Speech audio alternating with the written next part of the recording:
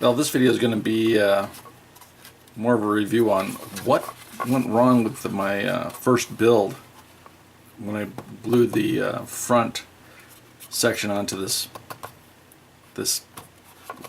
part right here, these two guys right here. And when I glued these two guys together, I was very careful to make sure that I have the middle section and I didn't squish this or have it too wide and everything lined up.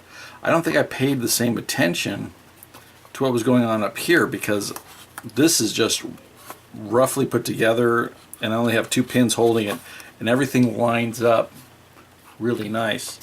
I think this one might have not seated correctly, but in the video you can see the putty going all the way back to here. But if I was to glue this one together, there would be virtually just the seam would have putty on it. So that forensically, I don't know how to say that. I just had to go back and find out why it didn't line up the way it should have. But now I'm confident that the model parts are correct. My assembly was flawed. But once it's painted, I don't think that my eye will catch it. I'll be just really careful to make sure that these lines stay nice and sharp, because it is all faceted. But that's my little interlude of what went wrong. Back to the build.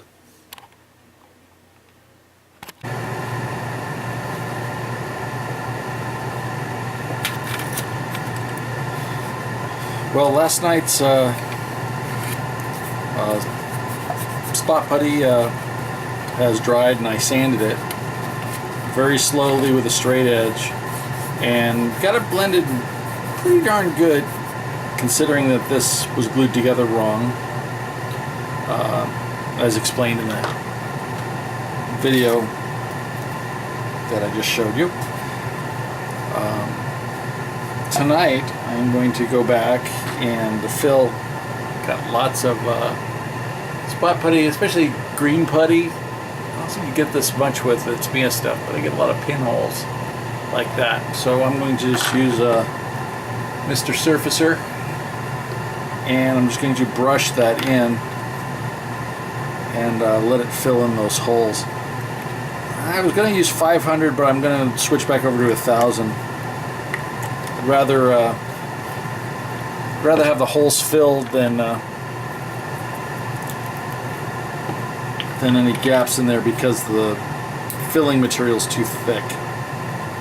I want to penetrate those holes and have this stuff actually sit in there. Now, my Mr. Surfacer is about a year old now, and it likes to evaporate, so just adding some cellulose thinner, or what we could call here lacquer thinner.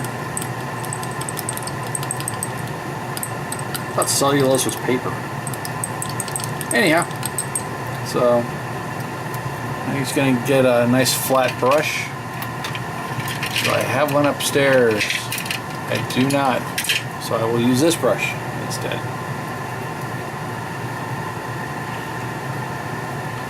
I'm going to kind of dab it so that it does go in all the holes.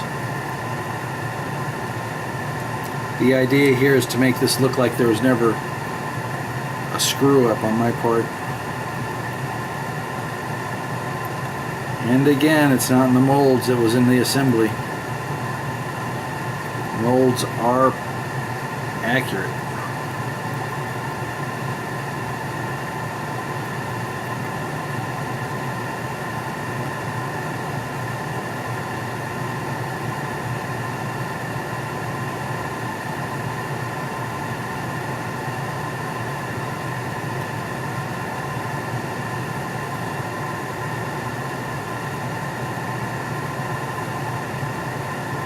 I also have some deep sanding marks from getting this together, so I'm just going to paint some of the filler in there. And when I sand this, I'll sand this with 400 or even 600 just to blend everything out.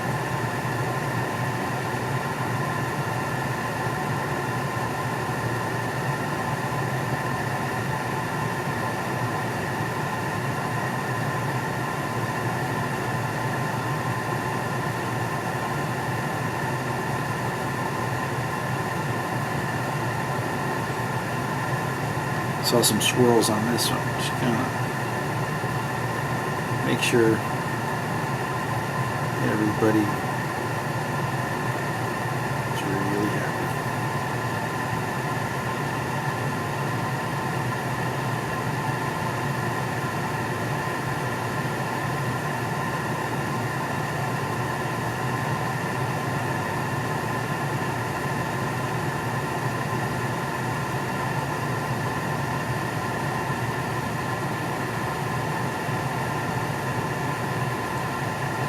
There'll be another coat of primer after this once everything's assembled. This is still a filler stage. Bottom lined up real nice.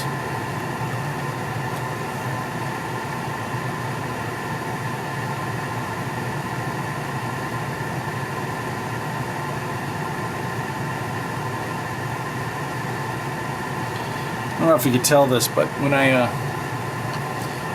do filling, I go in here with a small ball end mill and I kind of grind down just below the surface the super glue, because the super glue is a lot harder than the urethane and it doesn't sand the same, and spot putty is as soft as the urethane that the model is made out of.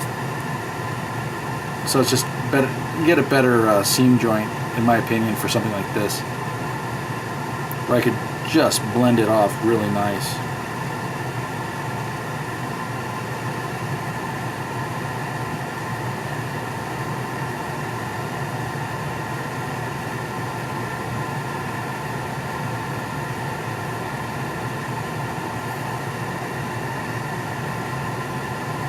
Sides looks like it's dry already, so I'm just going to double up on it.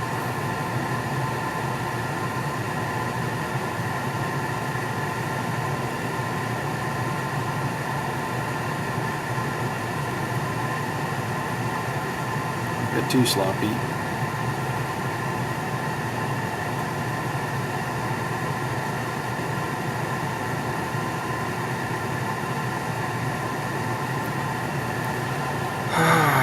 That looks good. I could use something thicker.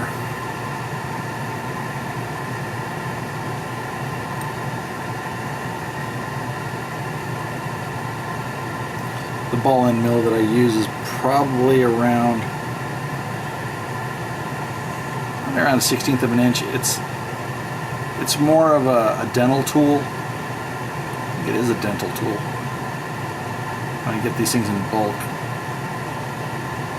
Or it might just be called a dental burr. But they work great.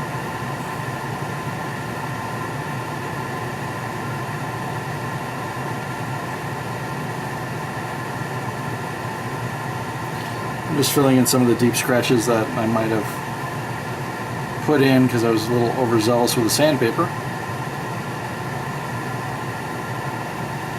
When I come back, most of this putty will be all sanded out.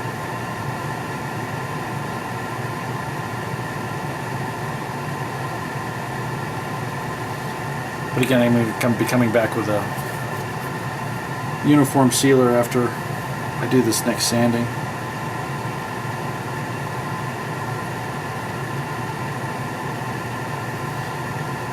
Might have to take a few moments and figure out what my next step is, adding the details up and around here or gluing them on after the fact.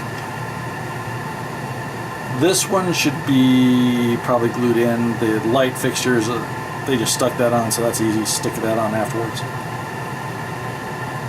It's these side vents that are,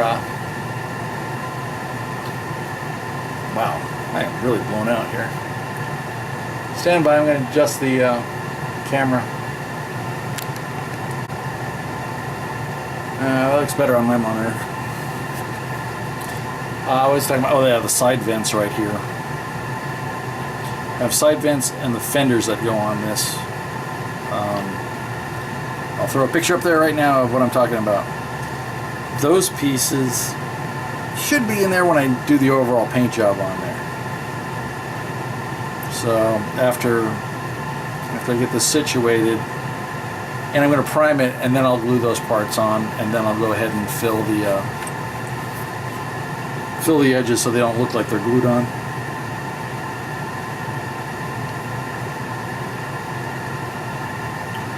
But for now, I'm just going to put a nice thick coat of this stuff on.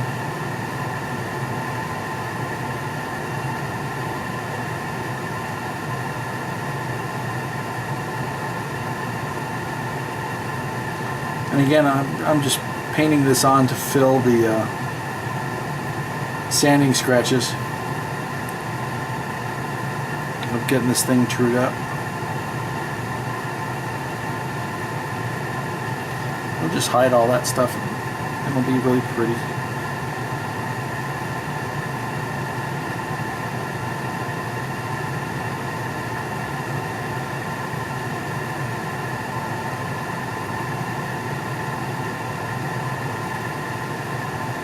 Yes, I should have the windows masked if I'm working like this, but I'm being careful.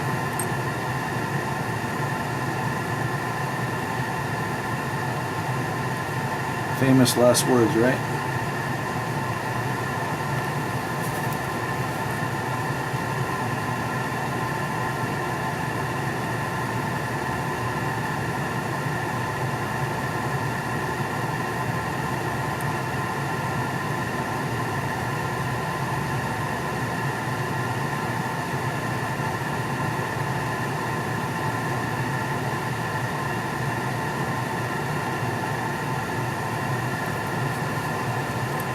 Now I'm going to switch to the thicker stuff because I saw a couple of cavities in there that need to be filled.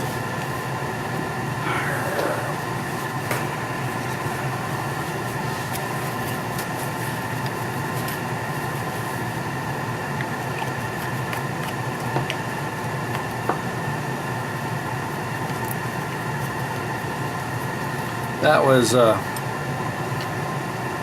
this stuff, Mr. Primer Surfacer. There's a 1500 or a 1200, but that's like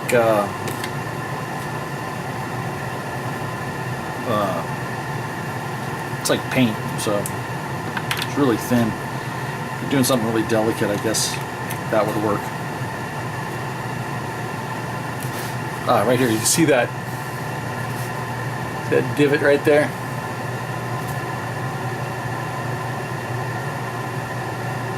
I gotta fill those in. Right there. Yeah.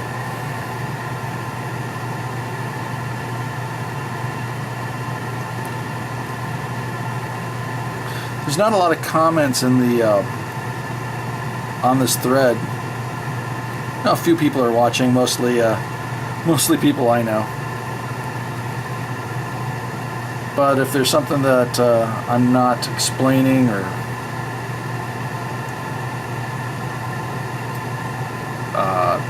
you don't understand, just ask the question and I'll try to answer it the best I can. YouTube is quite the university for learning things. I mean, I've been building models since I was 6, and I still go there and see what people are doing that are like, wow, that's a great idea.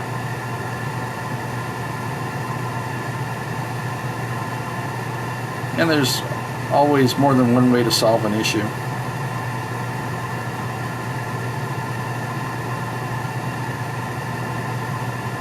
This project, I'm probably repeating some stuff, but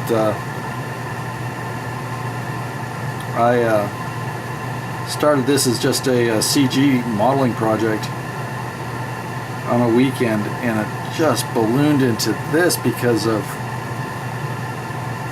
you have all your 3D printers that are available now and companies that do 3D printing, and in my office we have I think 10 of those things, plus the resin printers, which are not filament based printers. And it just came out to be where, why not? I'll give it a shot. And it's a hell of an undertaking. Would I do it again? Ask me when the project's over.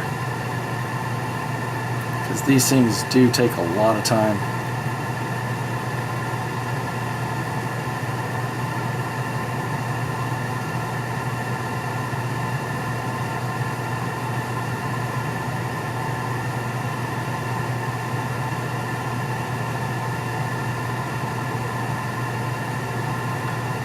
See, if you do a cleaner or more careful job of gluing the pieces together, you don't have to do all this. So definitely have it all lined up.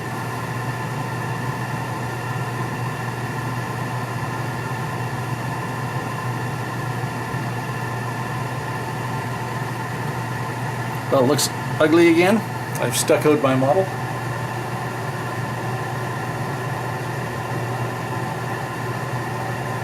So now I'm going to let that dry.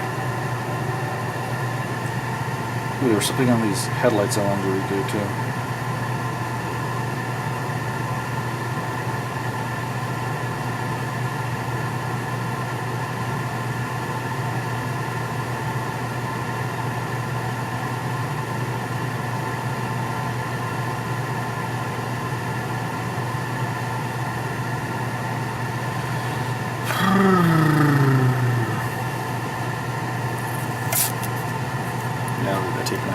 That tape is to preserve this line right here where I don't nick it with a sandpaper. The sandpaper. My command of the English language is not too good.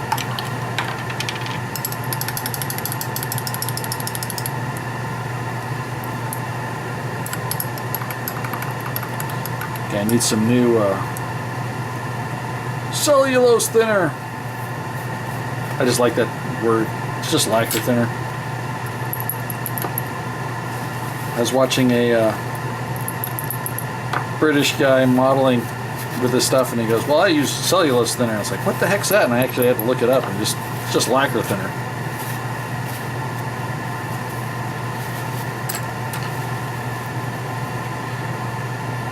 And if you don't have any of these Tamiya paint mixers, because you like to use toothpicks or whatever, buy yourself a set of these Tamiya paint mixers. I fell in love with them.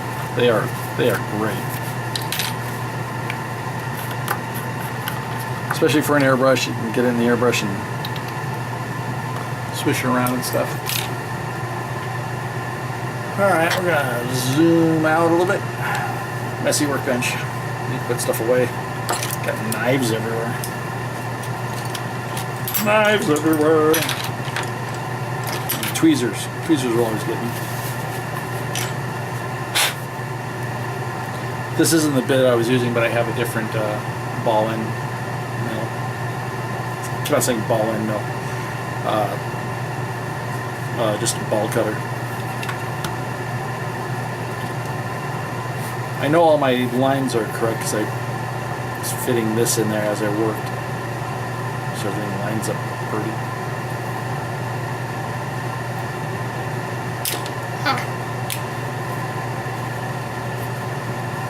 Getting a little dusty in there.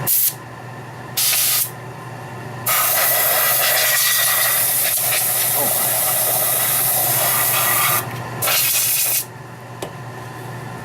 my. All right. That's enough for today.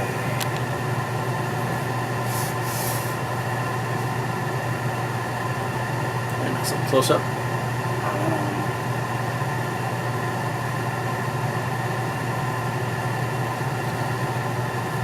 Alright, more tomorrow. Well, I've been sanding very carefully.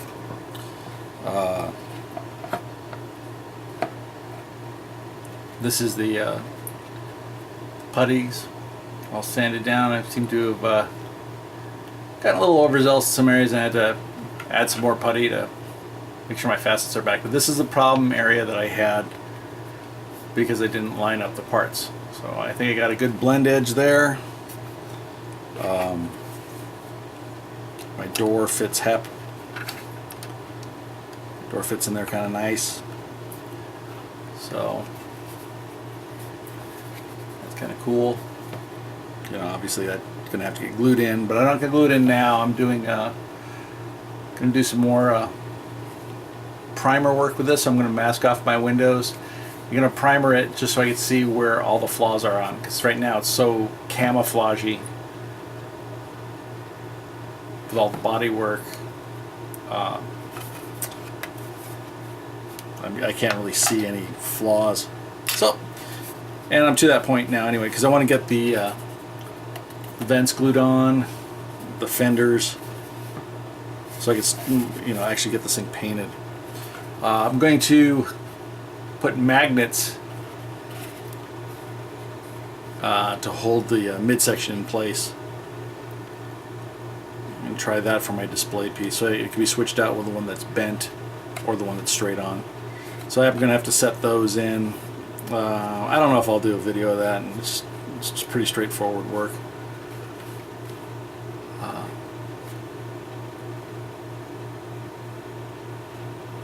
What is all that? They have dust mite. Oh, it's on the inside. Oh, better. Fingerprints on things. Well, you're gonna get dust. I understand. So I didn't do it in here. I did it in the garage, where I have a better dust collection system. Outside's good too. Anyway, that's what it looks like. Just like a real car, bunch of body work. So I'm going to just mask off the windows and give it a primer coat. And that'll bring us to the end of this video.